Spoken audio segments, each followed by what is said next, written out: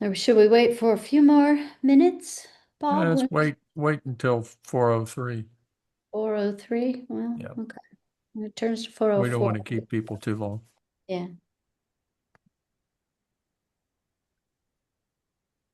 Welcome, everyone. Still waiting for one more minute. We'll give them one more minute to get here. They can catch up if they come in later than that. I don't see Bob. Is he there? Yeah. Bob, We Hi, don't Oh, there we, he Richard. is. we didn't let him in, There Richard. he is. You I'm going to say, wait a minute here. Where's the gotta let me out of the cage. uh, well, I had a conversation with Elon, and I told him about IC, and he said he's very nervous now that he won't be the only trillion-dollar company in the Yep. world. See, there you go. Actually, he really needs us.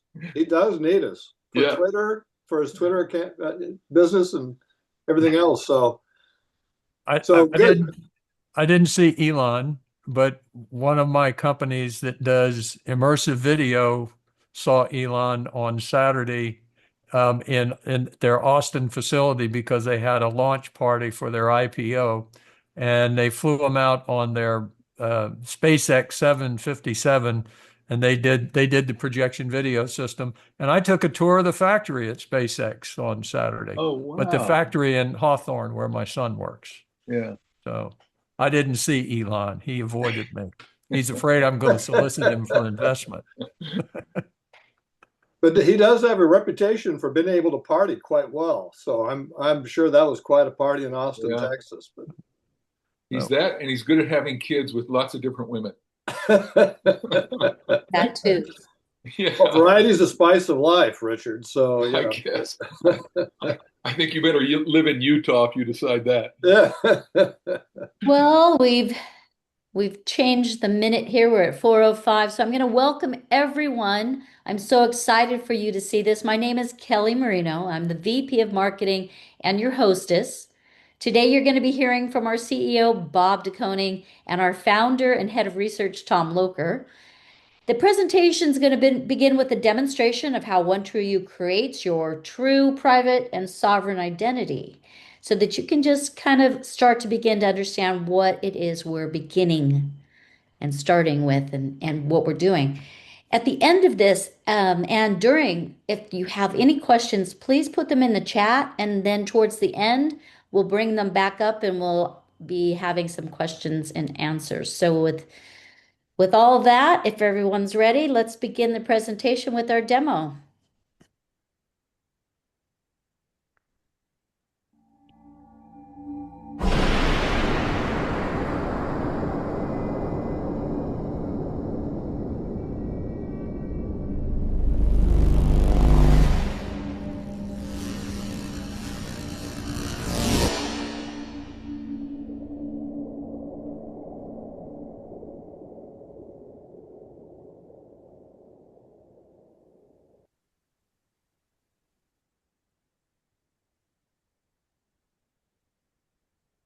In this demo, you will get a behind-the-scenes view of how OneTrueU creates a true identity for the highest level of cybersecurity yet conceived with the novel new approach of OneTrueU.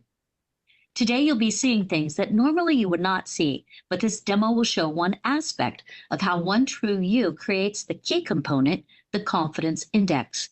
What you are seeing is the OneTrueU demo app on Tom Loker's iPhone. Here on the main screen, you'll see that the phone believes with 97.80% certainty that our CEO, Tom Loker, is the person he's supposed to be. So now let's click the Setup button below.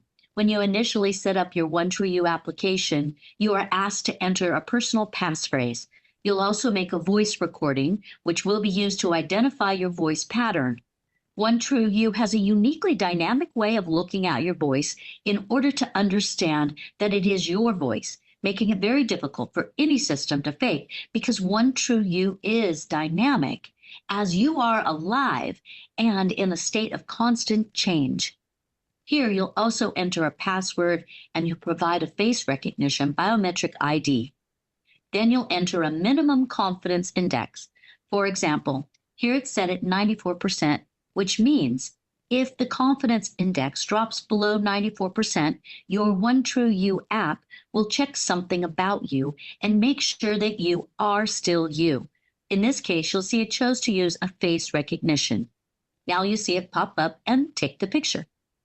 And since the OneTrueU app knows this is still Tom and the person he's supposed to be, let's go back to the main screen.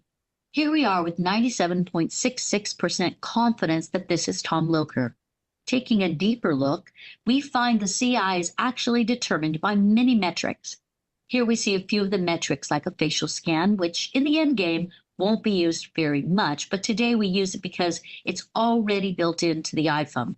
There's a password also built into your iPhone, and then the passphrase audio recording that you've created and can be used as an interventional means of validation.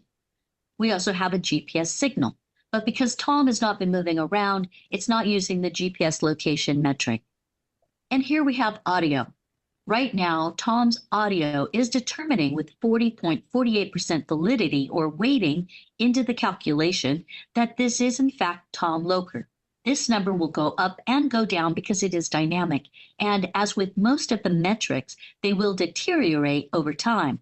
For instance, from the time it took the last biometric scan, which was just before we began this demo, it has now gone from 90% to 86%. As you can see, depending on your actual behaviors, activities, life patterns, and processes, the metric adjusts, as does the weighting or importance of the metric. And the reason is so that each of these metrics become as dynamic as you are. Okay, so now here is an audio metric demonstration. Let's pay attention, listen, and watch as Tom Loker's voice gets measured by his OneTrueU application. So each of these becomes dynamic, where in current systems today, they are not dynamic, they are static. So I'm going to stop talking for a minute, and I'm going to ask Kelly Marino, who is here with me, to talk for a couple of seconds, and you watch my audio CI. All right, so as I begin talking, I will hopefully see this come down, I guess, right? It will go, oh, that's not Tom. Tom doesn't sound like that at all. And there you have it. It's taking my facial picture. Yeah, it takes 4 to 5 seconds for it to get enough of an audio clip to be able to determine that it's me or not me. And you'll see that it's coming back because I'm talking now and it's hearing me. You could be talking with me and mine might go down a little bit, but with the system that we're using today, it can pick my voice out of many, many other voices that are going on at the same time. It will get. What you just saw was the active audio metric respond to Tom's voice. It takes about 4 to 5 seconds for there to be enough of an audio clip to be able to determine this change. But remember, this is only one metric. And as Tom begins speaking again, the system recognizes it is him, and the number goes back up. There are a series of other validation points right now. At least 20 additional validation points will be dynamically going on in the background, validating that you are you and only you.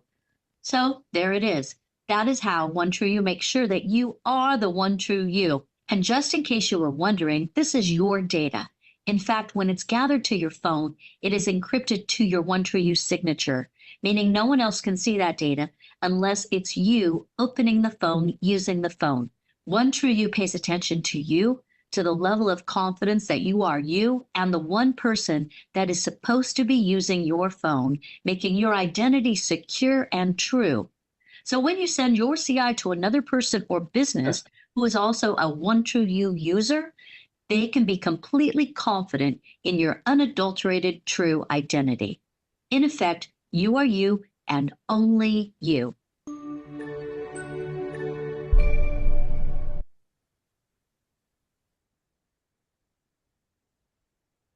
All right.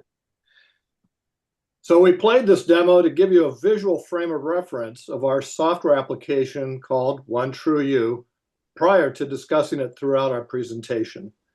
So why is this demo and our webinar important here today?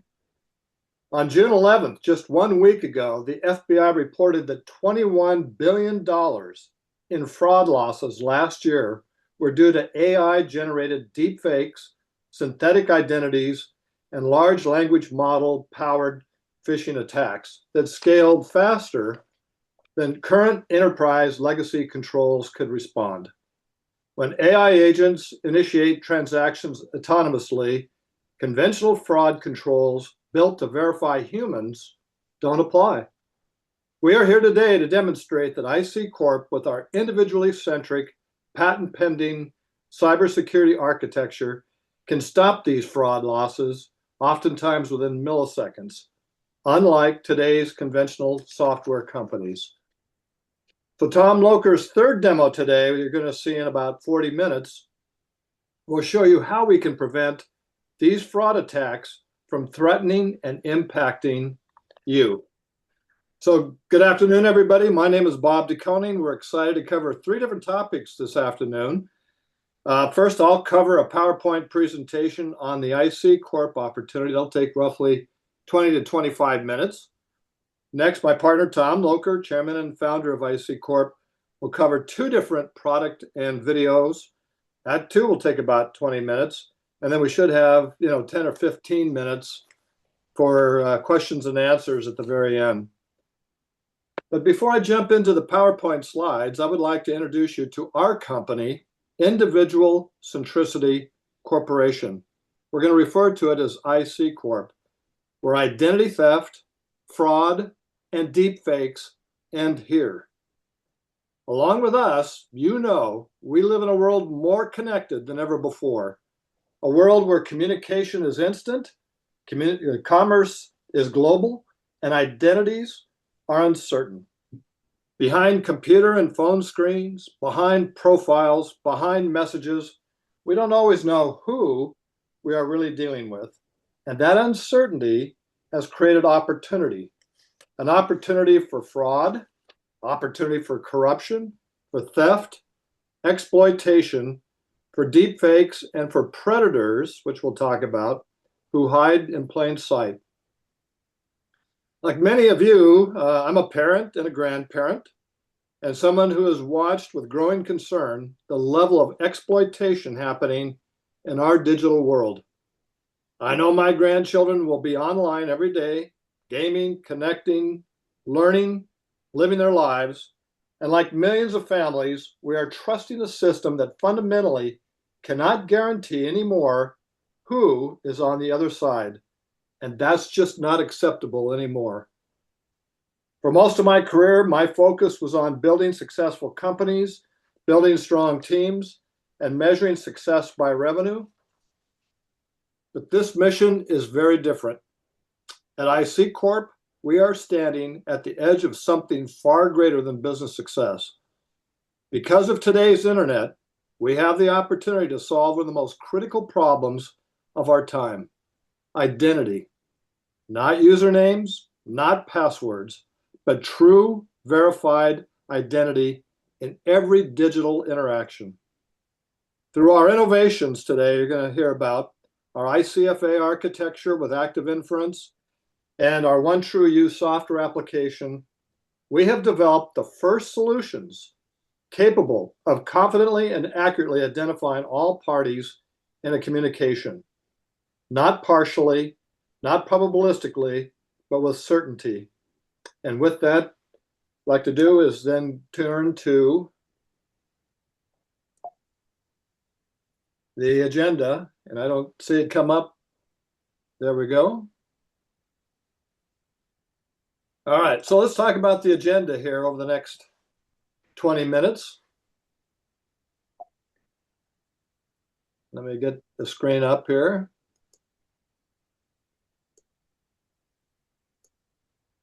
There we go. All right, so we got about 15 slides. We'll first talk about the pain in the marketplace and why now is important, why this is in fact different as we go forward. We'll talk about our solution, our OneTrueU and ICFA architecture, the markets that we choose to serve in and the opportunity within those markets. We'll talk beyond the enterprise-based solutions, more towards the individual centricity. Talk about potential competition and market differentiation. And then we'll cover the leadership team, and then finally, next steps. But before that, I want to point out our mission statement here, because that's very important to us. Our mission is to be a force for good with the technologies we're offering the world.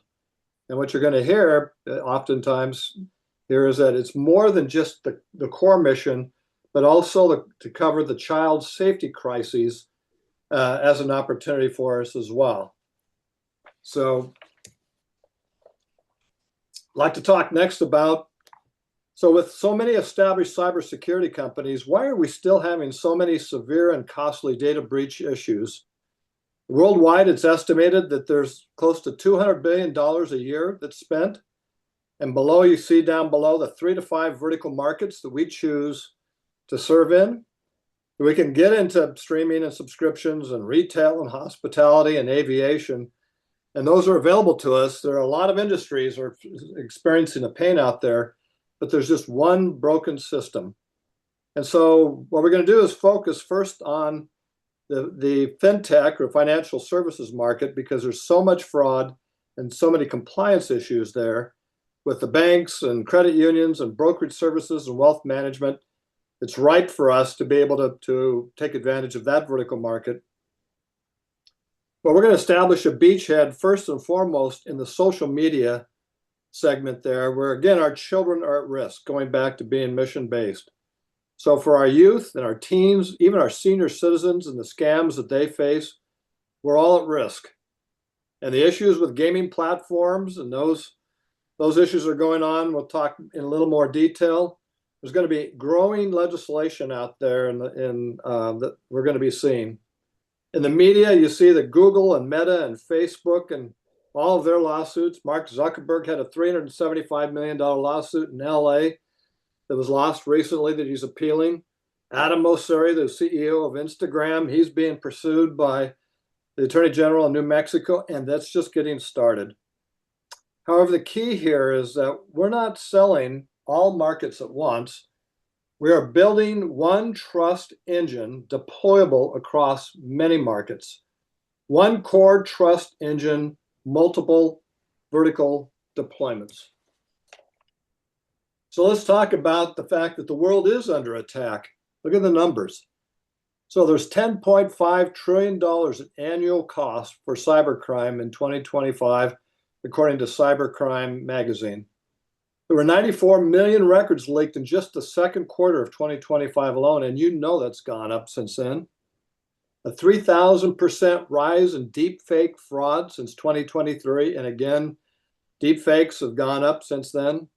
And a 456% surge in AI-enabled scams, again, just in the second quarter of 2025.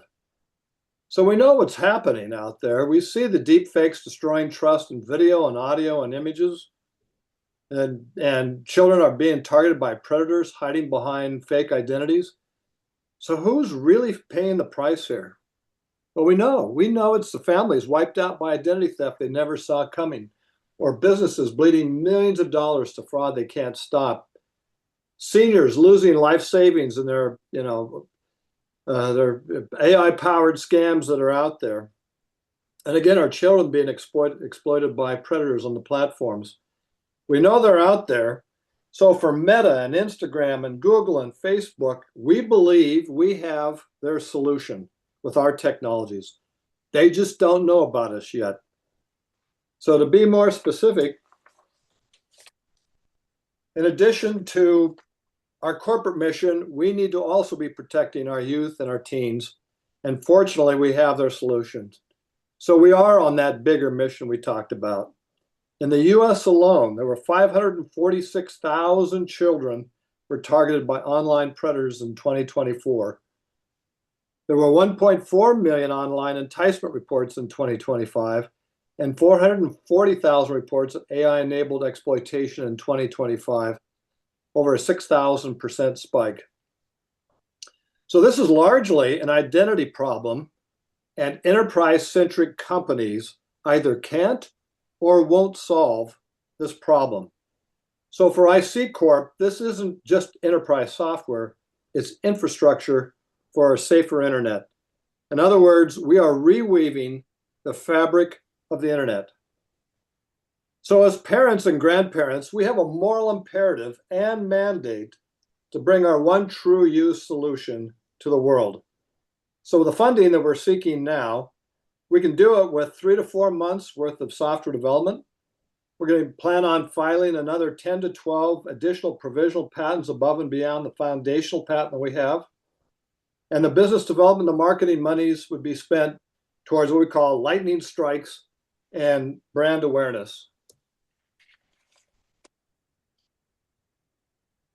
So now on a more macro level and shifting gears, we must also address the expanding issues around identity theft, phishing, tech scams, deep fakes, and enterprise cyber crimes that are out there. You probably saw the Canvas hacks and the ransomware that occurred just a month ago in our colleges and universities and school districts.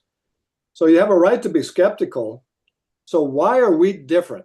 Well, you see the claims that are out there in the media, and the realities are such that you have every right to be skeptical. But the difference is at IC Corp, there is nothing to steal. Identity stays on your cell phone or your device. You saw that with the demo that we showed you to start with. There's continuous dynamic verification that occurs.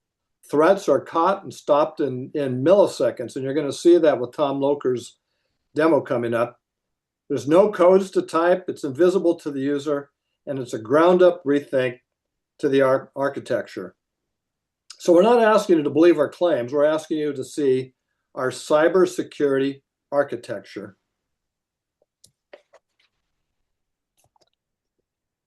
So the next page, this is really important to us, this particular slide. It represents our two disruptive technologies. The first is our OneTrueU software application there on the left versus the main enterprise cybersecurity companies known today. And you probably know about Palo Alto Software and Okta and CrowdStrike and Zscaler and others. So much like Amazon was disruptive to traditional bookstores in the 1990s, we can be both complementary and challenging to the cyber industry today. Secondly, our ICFA architecture will be massively disruptive to the current machine learning algorithms that currently support our AI agents, what we call the large language models or LLMs known today. So let's take a look further at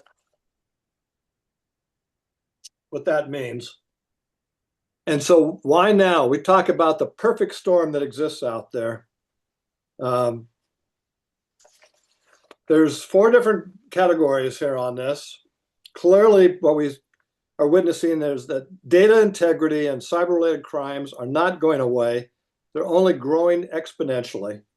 First, we see the rise in deepfake crises out there. So with celebrities out there and high net worth individuals, for even our teens with cyberbullying and sex exploitations, and politicians, I'm sure over the next 6 months, these trick videos and voices are going to be really a threat that outpaces the defenses that are out there today. Secondly, MFA, that stands for multi-factor authentication. There's fatigue for all of us on passwords. Just think of the time and dollars and productivity lost for all of us and for our businesses. And then third, we see with edge computing right now, the hardware finally is catching up to our cell phones and other devices out there so that our software can run on them and as needed. And then finally, the regulatory pressure. We see it growing both here in state and federal laws here in the US. And those, it's just growing in number and the size of the lawsuits are out there. We also see it internationally, that Australia and just announced just 2 or 3 days ago in Great Britain that they're going to try and prohibit anyone under the age of 16 to get access to social media. Well, how do the software out there be able to do age verification out there? We can do it. We can be the verification that's required for some of this legislation out there. So these 4 issues and more will create growing demand for our OneTrueU software application, and the timing must be now. And the market opportunity for us is huge. Just over the 3 to 5 vertical markets we talked about before, and financially, the market opportunity looks like close to $125 billion. And so for us, when we take the forecasting from a revenue projection standpoint, in 2026, we're looking at about 125,000 in revenues after the pilots stage gets completed. But in 5 years, it grows to close to 450 to 500 million dollars in revenues, and this is achieved with just 2% market share. So with a OneTrueU software application, the revenue model is based on a per touch pricing model with 75% gross margins out there.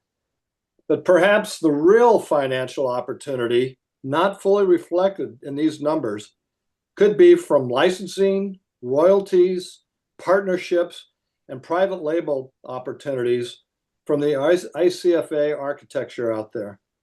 And we can go into a lot more detail with you on the assumptions and the financial spreadsheets, and the timing is right for you. But the revenue opportunity is huge because the market opportunity is huge, and that's just with 2% of the market share.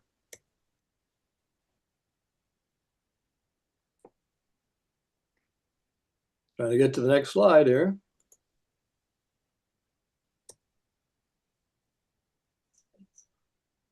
I don't know why it's not moving here. There we go.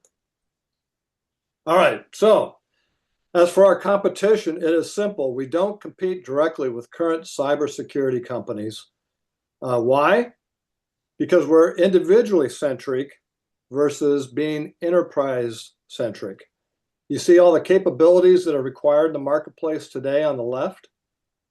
We offer solutions in every one of these cases. We check all the boxes. And they're in the other side, the legacy solutions are just the current technology limitations don't apply because they are enterprise centric. So we're not competing in the old category. We're different because of the architecture. And so with us, we're not going to be, in the cybersecurity identity management space. We're going to be individually centric with that model, and we expect to be the category king worldwide. So we've been talking about OneTrueU and our software application there, but the real big opportunity long-term is going to be with our individually centric fractal architecture. And in this case, we show AI.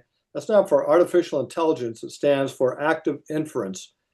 We show this and the complexity of this model to demonstrate the superiority we have over the current machine learning algorithms that currently exist out there in the lower right-hand corner. So you see them.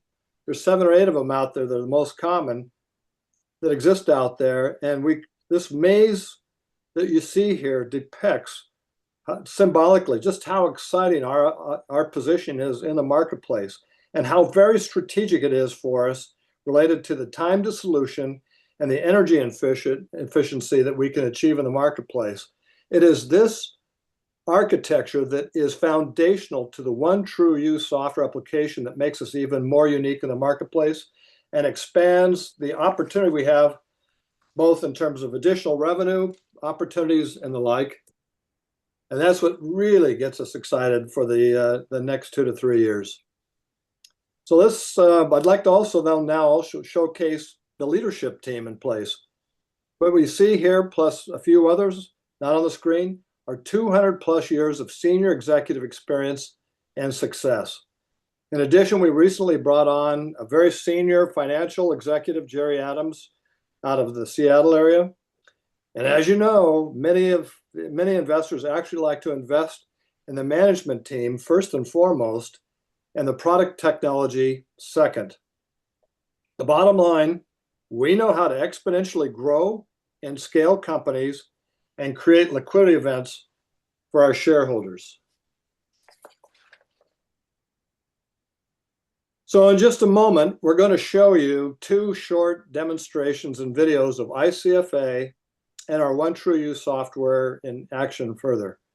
A set of simple interactions that reveal something the digital world has never been able to guarantee before. Think about, and that is, who is actually on the other side. Think about what that means. A world where fraud is no longer scalable, where bad actors cannot hide, where deepfakes lose their power, where predators targeting children and grandchildren or the elderly are exposed before harm is done. A world where trust is restored because identity is real. At IC Corp, we have built patentable solutions with an estimated value of over $100 million, and the heavy lifting has largely been done. The IP is in place, the technology is real, and the solutions are ready for pilot installation soon. Now comes the real challenge, bringing this to the world. But first, bringing our technology to you this afternoon is our founder and chief science officer, Tom Locher. Tom? Thanks, Bob. So we're going to show a live demo of something, and then I'm going to show you a video of how this extends to the world. When you first think of individual user validation, whether it's with Okta or others, and you use things like software or tokens or authenticators, and I don't know about you, but a short story this morning, I was going to my gym and my provider of my streaming service and the application I was using to want to listen to a show this morning as I go, a news show this morning, both of them decided it was time that I had to re-up my authentication using an authenticator and to do nothing but listen to a news channel. I spent 12 minutes in my driveway and I gave up because when I tried to get through the authenticator on one, by the time I got back to the other one to put in the information, it had timed out. So then I tried it on that one and it did the same thing. I see, Nick, as an example, you're smiling. You know what a headache multi-factor authentication is. You know what a headache passwords and IDs are. And you probably also know that passwords and IDs don't validate a user any more than validating the phone that I have my authenticator on is actually validating that it's me using the device. So those days are over. We're not talking just about validating you because you're on your phone. Fact is, your phone is going to be interconnected to all kinds of other devices. Some may have OneTrueU running on them, some may not. They all become part of an enmeshed validation system. So I'm going to show you a very short video that will explain how that works. And then we'll come out of that and I'll show you a little bit about how our current OneTrueU application works. So I'll be quiet for a minute and play this. Good time tonight, Steamboat Springs. We are too. Suppose you could see the connections of a single OneTrueU user. The primary connection of the man and his phone within the green Markov blankets is the central hub. The secondary connections are instanced devices with OneTrueU software, seen here with red lines to the smart TV and the laptop. These connections dynamically gather, create, and cross-reference information within the OneTrueU ecosystem of primary, secondary, and tertiary connections. This woman is her own primary OneTrueU central hub. However, relative to the man's central hub, she is a red secondary instanced connection, providing cross-referenced, non-private information. While both central hubs are gathering and creating a proprietary confidence that they are their own OneTrueU, there is a third validation connection to non-instance devices without OneTrueU software, shown here in light blue. Whether a smart appliance or an IoT device, these connections provide each OneTrueU software device the opportunity to create a thing hash for the non-instance devices within the ecosystem in order to cross-reference at an even deeper level of cybersecurity.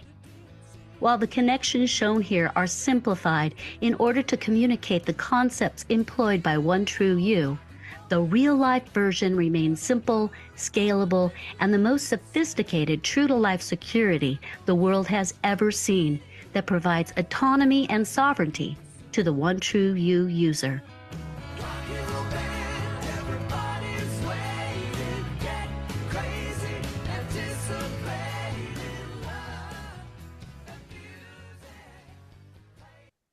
All right, so we're going to go out of that and I'm going to pull up something else before I go forward. So the point is that what we're showing you now about what we call one true you is the tip of the iceberg. It is the beginning of what we're going to first use this system for. We won't today go into all of the other things we can use this system for. It really is reweaving the fabric of the internet. It is a very different way to do most of the things that you are used to doing every day. Authenticators, passwords, IDs, facial scans, thumbprints, all this other stuff. This system is a dynamic system. It works interchanging your device with you in a privileged case. We don't use statistical calculations to determine the percentage of validity that you were using. We actually use a thing called active inference, and we use a model called the fractal core, which we have developed. We have the raw science behind it. We have one patent pending right now. We have 12 more patents we're ready to put out there and file that cover all of these things. I'd love to show you our deep dive today. I can't, it takes too long, but we're welcome to have you come back. And I will show you that we have built a digital model for the first time of the way the human brain actually works and learns. So this system is a predicting system. It is taking a look at how you move and what you do and where you're going and where you live and what time of day you're usually here or there. And it's gathering information about you and the world you move in and the devices you interact with, not just your cell phone, but if you have a smart TV, if you have a girlfriend or a wife that has a phone that's near you sometimes, if you go to a Starbucks every morning and you interface with their electronic systems there, which you do, this system determines how you do and what you do. And we develop a model, kind of like a generative model, but it's not using LLM technology. It's an active inference system working like your brain. We predict what the next likely thing is going to happen with you and what you're likely to do with it. When you achieve the objective the way you're expected to do, then you're in the score, your validity score goes up, and there's things we do in the background that save time and money I won't talk about right now. And if the things become aberrant, they're not the things you do, then the confidence index drops. We can determine things like hackers. We can determine your profile versus their profile. In effect, we have a model of what makes you you.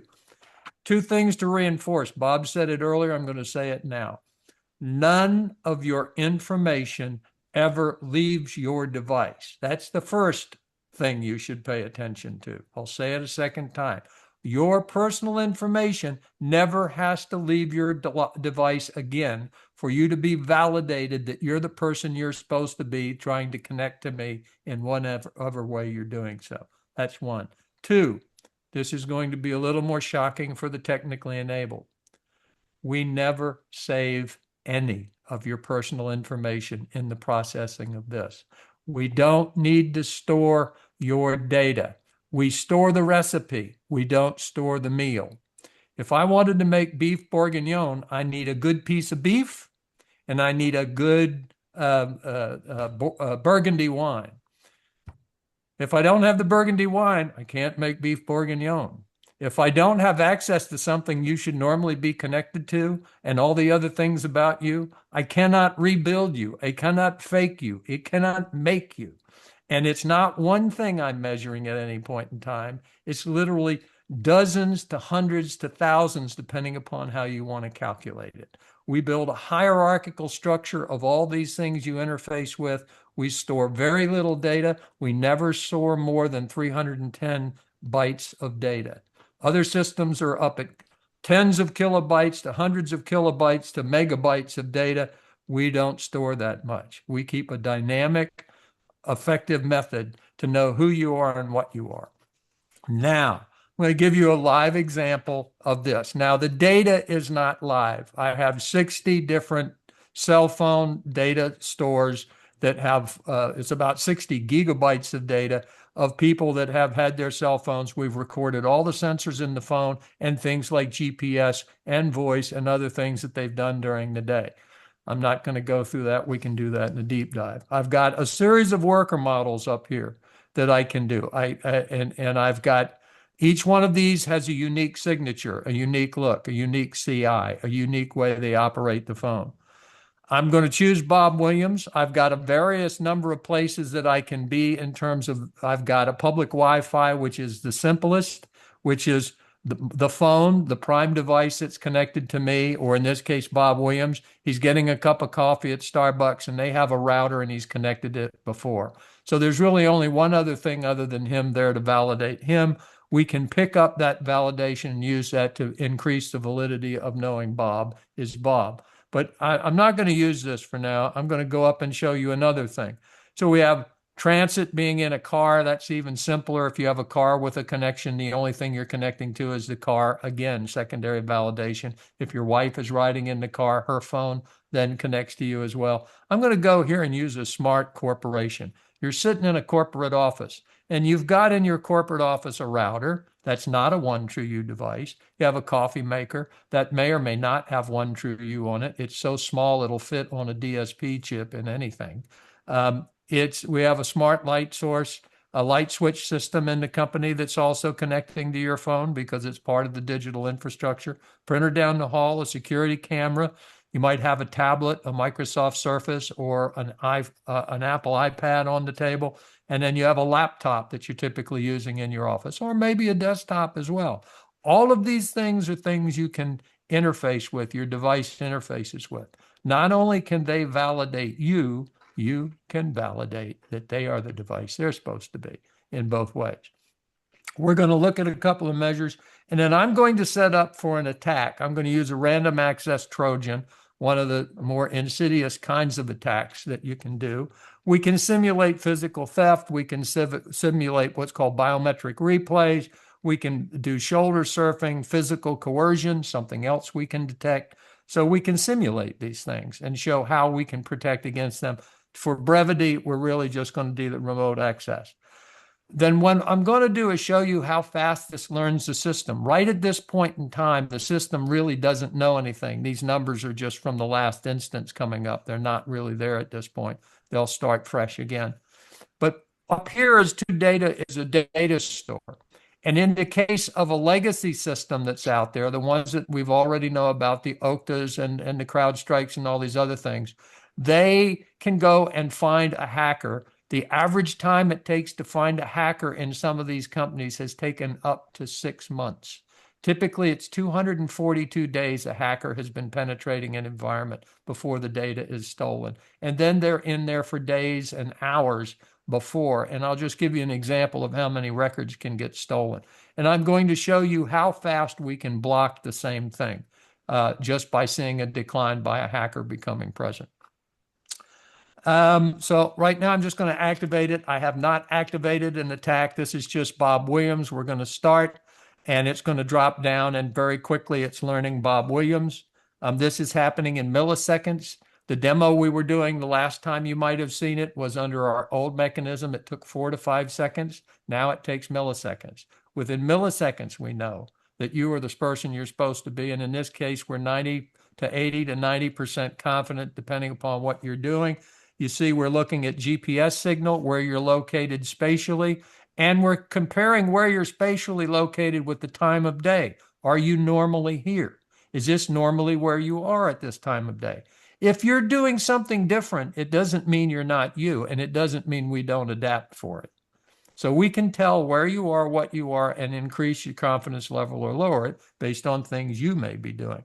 We have touch if you're touching the keyboard on your laptop, or touching the screen on your laptop, or if you're using your mouse on your desktop, it's picking up those indicators. And we are now looking at the other devices. They're adding to the confidence that we have that you are you and over you. And collectively right now, these are all adding 32% increase. That's not 32% on top of something. That's a weighting factor that's coming in. And everything's going well and the system's working and just working like it's supposed to be. Now I'm going to start the attack. Watch what happens up here in terms of leaks. Now, this may block it immediately because it's faster. I can tell you sometimes 1 or 2 records slip by, but they're not the records the hacker's trying to get. They're records that were in transit before the hacker started to do anything. So they're typically were caught in 3 to 4 seconds, and it's not much theft has happened by then. Now it's in milliseconds. Two records got lost, but again, those are records that were already likely being transited. And now we go down, we see the decline here in the confidence index, but we're already starting to offset the ability of the person that's coming in to do much damage. The confidence index has gone down, and we've been able to block the person's access. So you, the user, are continuing to be able to use your system, but we've been able to isolate and block that person. 2 records went out. They may have been 2 records that were important, but likely they were not. And we've only been in this attack now for about 10 seconds, 15 seconds, and we've had 18,000 records stolen. If you're in IT, if you're in this space, you know that I'm not counting this very rapidly. It could be a lot worse than this, given current data rates and size. So that's basically that. And when I turn off the attack, you can watch down here, literally within milliseconds, we're back up to a full authentication. We know that you are you and only you. This is the tip of the iceberg. There is much more here about how we do it. We can show you that. We'll be happy to set up either a one-on-one or a deep dive. I think we have a deep dive scheduled in the next week or so. Bob will tell you when it is. If you're interested, sign up for it. We will then get into the details of how all this works. You got some questions up there. We'll have a Q&A in a session. But basically, that's this demo. That's what we do, and that's how we do it.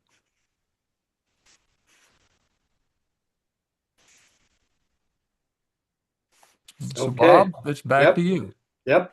That's great. Tom, thank you for the demo. Let me get back to the screen. So to be able to fund this opportunity for the world and for all of us that are endangered, we're seeking a seed round of between $200,000 to $500,000 in the next 60 to 90 days. That's really the friends and family round. We're actually authorized by the board to collect as much as $2 million. And so we'll be also working with some VCs and the like in the funding at this particular time. But for the friends and family and angel investor round, we're really the form in the convertible bridge note, where it's got a $20 million market cap. It offers 8% accrued interest on the loan itself, the convertible bridge loan. And we offer a 20% discount on what will be the Series A share price valuation when that occurs. We're hoping it should be like the first quarter of next year. And we also, with this, offer some UCC protection available as well. So the idea is to raise the monies now that we will need for some software development, for the patent fees that we talked about for those provisional patents, and some of the marketing expense.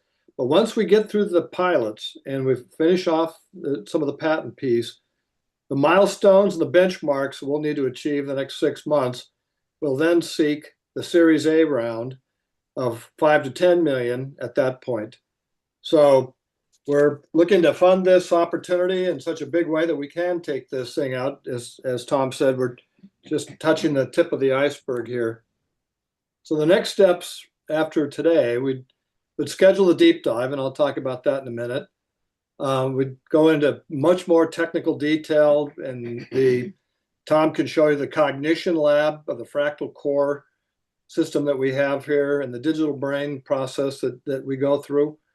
And then review the terms of the deal, the due diligence involved, the data room, the demos, the references, the financials, and that type of thing, and then hope that you'll be able to join our mission. So whether you have room as an investor for a moderately high risk, early stage company with very high reward or ROI potential, or can introduce us to potential enterprise pilot sites, we would love to talk to you further. So if you want to get in on the ground floor of something big, if you believe in our mission as a force for good, for our youth, for our senior citizens, for all of us for that matter, or perhaps you or someone you know have been a victim of identity theft lately or fraud or deep fakes, together we can invest in a better, safer internet and AI experience. So for those wanting that future, we're scheduling a technical deep dive. We've got two different time frames next week scheduled. I think Tuesday, June 23rd at 11 a.m. or Thursday, June 25th at 2 p.m. If you're interested in one of those, generic times in the chat window or whatever, you can give us your name and contact information, and Kelly will be able to take that, and we'll get you scheduled and send out invites that way. Or you can have a private meeting if you'd like at your convenience, if those two times don't work. Regardless, we want you to come join our IC Corp family. So who's with us? And now we're going to open up for quality for Q&A. So I think, Tom, you're ready as well. And if anybody has any questions, Kelly, I think we can It open up looks for like everybody. Nick has have the first All question. right, Nick. Yeah, Mihaela had a question, but Nick, you're up. Would you like me to read it, Nick, or would you like to unmute yourself and oh, hang on a minute. Can you unmute from there, Nick? Unmute. There we Aha. Okay, go. you can hear me? Yes. We hear your melodic voice. I'm known for that. Yes. um, I should have gone into the opera, I'm sure. But yeah, so I was curious about a couple of things. I thought it was a great presentation, by the way, very, very interesting. It definitely has piqued my interest. But one of the things I was curious about was you mentioned that the one true you data is stored on your local device. So how do you know if someone hacks my local device and makes some change? How do you Prevent deal the with that attack. kind of situation? Well, a couple of things. One's going to sound mutually exclusive, but it's not. First off, we, IC Corp, don't know because we don't have any interaction with your personal information on your device. The One True You app that sits on your device is your app. Unlike everybody else in enterprise systems who license the app for you to use, we sell you the app. It's your app, and then we update it for free. So we update the app to make sure the app stays up to date all the time. You don't ever pay us anything for it. We don't charge for the application. Users get the app for free. If Bank of America signs up as a customer, you get the app for free. And then that app will serve anything because it's the One True You Fractal Core engine. So that's the first part. The second part is you will know if someone's trying to break into your phone. First off, it's almost impossible for them to get in. Why? Because we don't take your data and send your data anywhere into the cloud or out of the phone. So there's no stream going out except a confidence index that goes up in the device to the app you're using in the device. It tells the enterprise that wants to validate you that your confidence index is such. So the app that they put in the device has about 8-10 lines of code that address the fact that it sees One True You, it sees the confidence index, and it approves it. So now they've approved you in and out of the device. We aren't in their business. We don't get in that game. But more importantly, now you're the user. When you get One True You for you to use on your device, you can put not just the data you want to see or the data you don't want somebody to see in a sandbox. You can put all the data that exists on your device, all of your data in a sandbox and encrypt it to your dynamic One True UCI. So now there's certain data you will have to share with people. So they're going to want to have it. And now you can decide, yes, I will share it, either because they're paying you for it or because they require it for you to get free use of their system. Think of Facebook. Facebook may say, wait a minute, we want to have access to this stuff if you want to use us for free. And you very likely will say, well, what do you want? Okay, I let you have permission. So you can give them permission to use it, but now you own your data, you own your device, and Okay. you own your ID. Okay. Thank you. Nick, you You can't do this in an enterprise-centric world. Mm-hmm. Nick, you had a second question? Would you like? Yes, I was just interested in um, uh, Tom had mentioned about the patent strategy, and I was just um, I don't know a huge amount about patents. I know enough, but I guess I was just curious as to whether the company's in a position to be able to have, what I've heard is termed like a blocking patent that essentially, um, you know, gives you a freer field relative to potential competitors. So there's two answers to this question. The first answer is the first patent we have filed that is in its, we hope its final office action is was put in under the term of zero-click authentication, but it's really this individual centricity application. It's describing what in an individually centric system is, and it's an architectural structure that is unique. And we have a patent pending on that. We have the third office action. We should hear back on that sometime in the next 60 to 90 days. We believe that we will get that. Well, let's just assume for the sake of argument that we don't get it. We have 12 other patents that encompass all of the components that are required for you to do an individually centric system. And those 12 other patents will be in the works to go out and lock this down. We actually have 12 other patents almost ready to go right now, short of filing them. And we're continuing to develop this concept of how this fractal core architecture works. And I have about 4 more things right now that I've already spec'd out. And in the last 2 weeks, some breakthroughs in the hierarchical map of how we do what we do. We've uncovered some other things that we can use to lock this down. There has never been a system built that is individually centric in the history of the digital world. Everything we've always built has been enterprise centric. This is a fairly complicated difference. It's actually a simple difference. It's hard to see it. So in the deep dive, you will get there, but it's not going to happen in 10 seconds. But the point of it is that all of these things are there, and we are uncovering, for instance, some very unique formulations and applications of formulas that will lock this in. And again, most of what we're doing is not an application. It's not really even an algorithm in per se basis. It is the way the model learns and addresses these things in a dynamic way that's unique to you. So we have right now probably close to 20 patents that we will be filing over the next year. Okay, thank you. And Nick, if you want, we can schedule a deep dive on the technology so you can see more about the cyber architecture that's behind the One True You application. He's So we he's can already take you through requested it, Bob. We're going to sign him up. Okay, good. Okay. All right. Hey, Lon. Hello, Rob. So good to see you.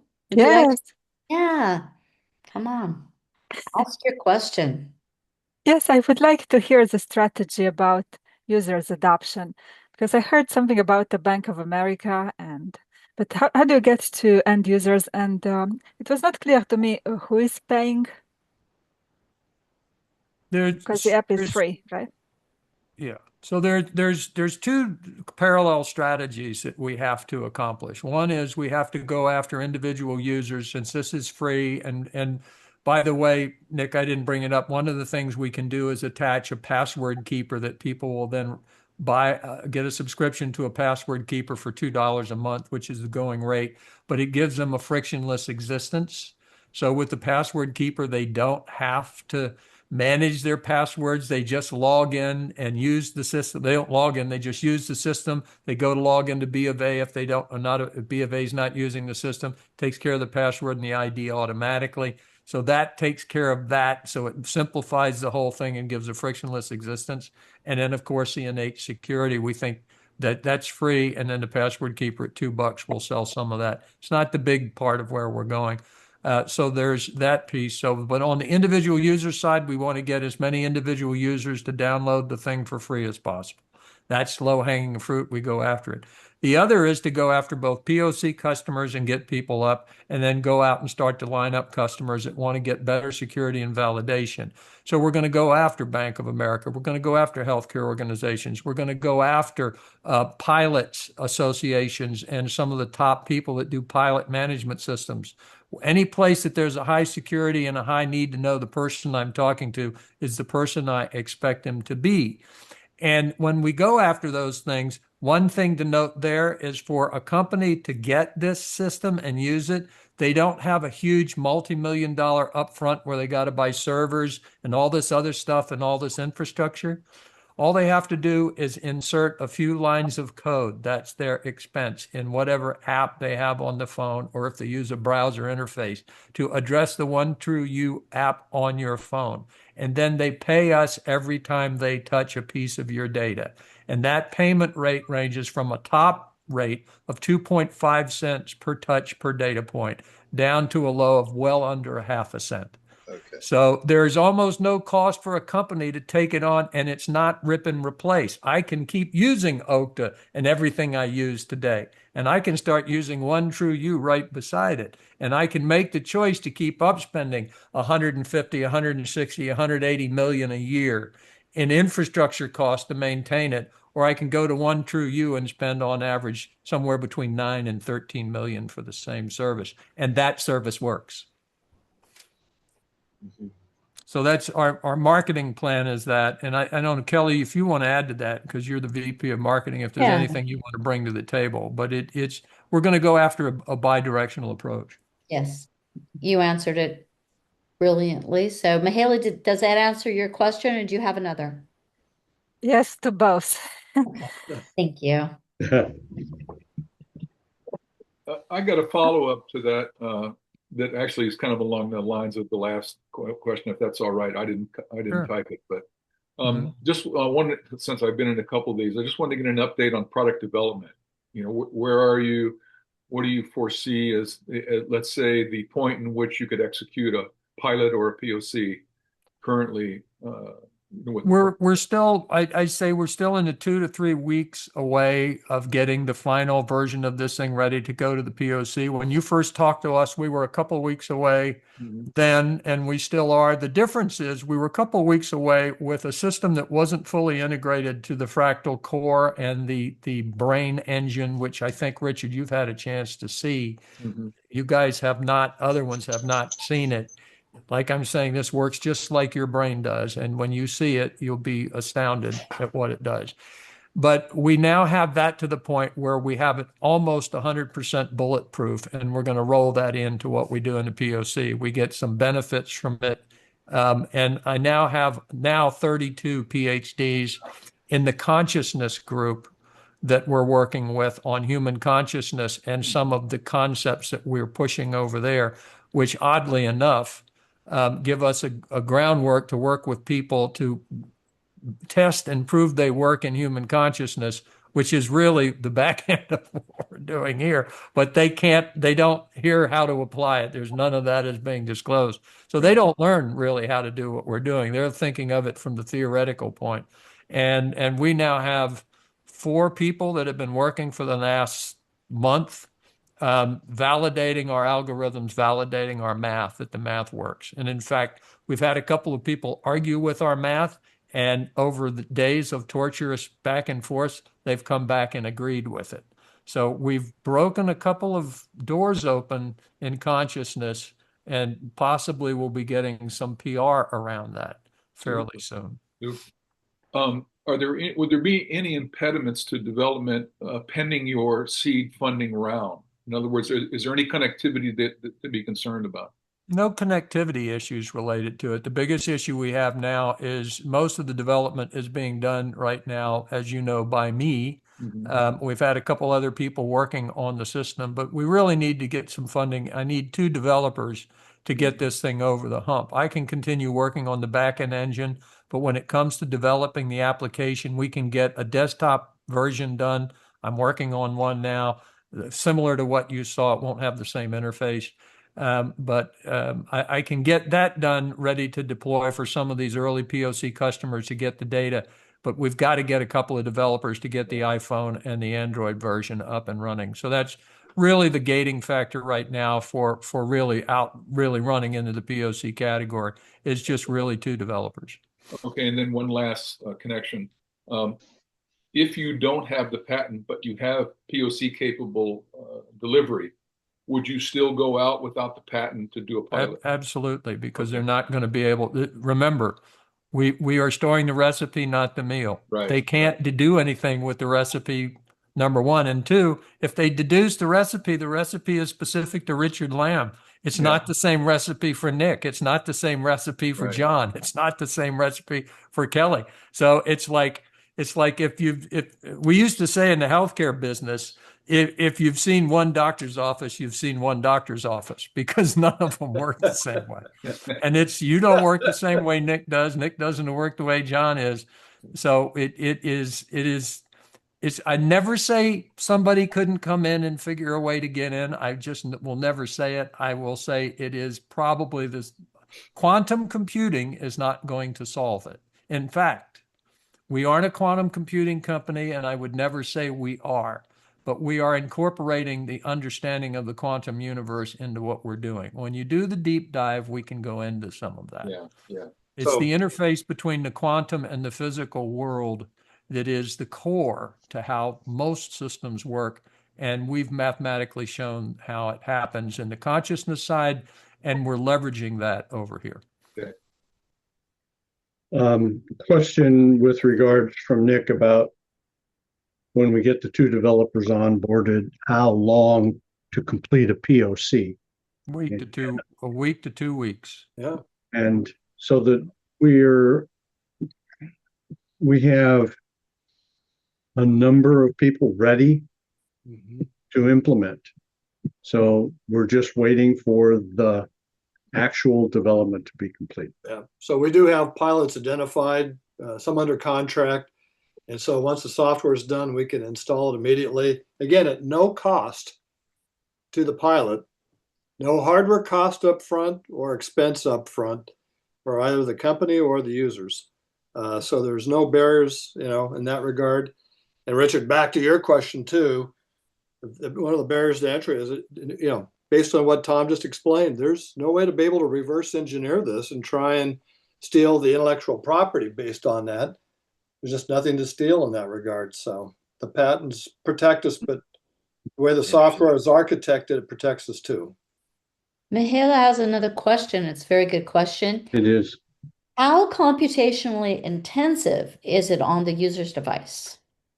We use, in an entire day, less energy in running 1TrueU, and we don't run full time. We don't need to. We run on a random basis, checking random sensors at any given point in time, and it changes based on what you're doing. But let's assume for a minute we did run all day, every day on your device. We would use less energy than 1 ping on a GPS system when you're driving down the road, and you do about 1 ping on a GPS satellite about every 5 seconds. We use microjoules of energy. And as I said before, I'll remind you again, we never use more than 330 bytes of data, 0.33 kilobytes of data. We store the recipe, we don't store the meal. So that's also a question of minimal, if any, impact on battery life. Minimal, if any, impact on battery life, number one. Number two is that from a computational point of view, we don't run on the main CPU. We run on the secondary CPUs that they use to control sensors. And the system itself is, when finished, is probably going to be 3,000 to 4,000 lines of code. That's it.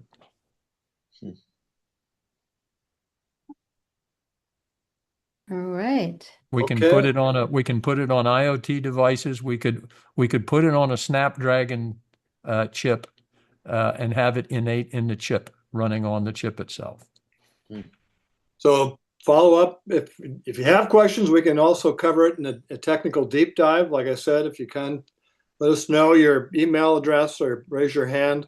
We can schedule something personal to you, or you can join one of two different generic technical deep dives we'll schedule next week.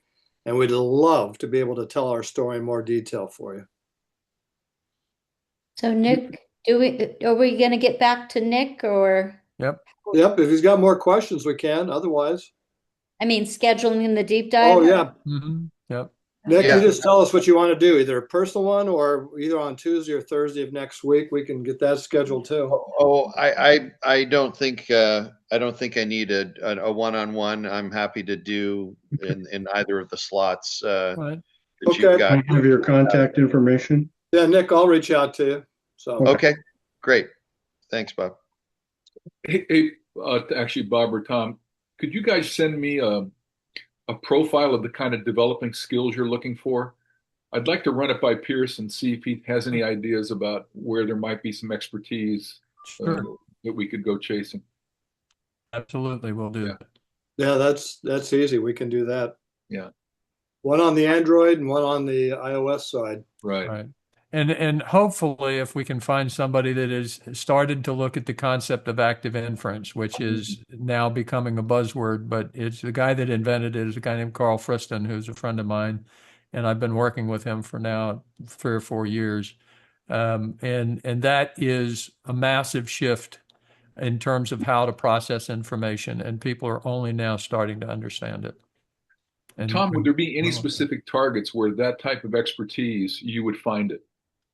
You know what I'm saying? You know, Rich, I gotta think about it. I Yeah. haven't thought about that per se. My brain's been down in the last few days, particularly with all the higher order math and the stuff that's going on. So let me think about it and put together Okay. something for it. But I don't know off the top of my head where we'd find it. Okay. All right. I can tell you that finding people that understand the difference between enterprise-centric systems and individually centric systems is very difficult for them to understand the concept. But Yeah. we can give them very specific specs that they build to and then integrate what they build it to fit in it without getting into some of the problem that we would normally have. And we can probably get them up to speed on what individually centric systems look like fairly quickly once they start coding. Okay. Super. All right. Great. Richard, thanks. Anything Yep. else? Kelly, is there anybody else out there? Are we? Yep, that's it. All right. Well, thank you everyone for joining us. Thank you for your time this afternoon, and we look forward to working with you going forward. And you're very important to us, and we hope that we get a chance to talk to you very soon. So Special thanks to Don Holman for getting here and to my brother Larry Hagan for staying awake because he's old. I thought it was because I was boring.